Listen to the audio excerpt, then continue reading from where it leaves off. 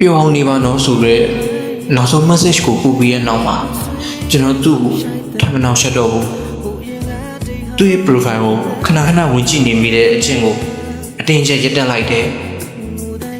ဘာမှမဟုတ်တဲ့အကြောင်းအရာလေးတွေကိုရှာကြံပြီးသူ့စီစာဖို့စင်ကြီးပေးနေခဲ့တာတွေကိုလည်းရက်လိုက်တယ်ပြီးတော့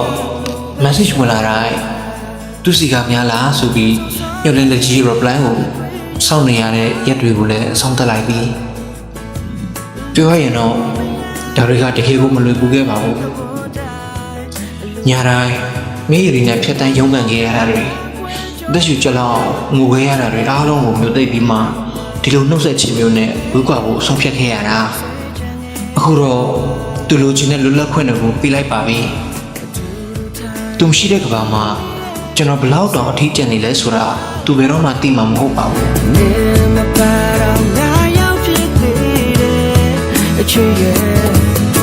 မဆုံးနိုင်မမြင်နိုင်ချသွားလဲအမြင်ရင်မရှိတယ်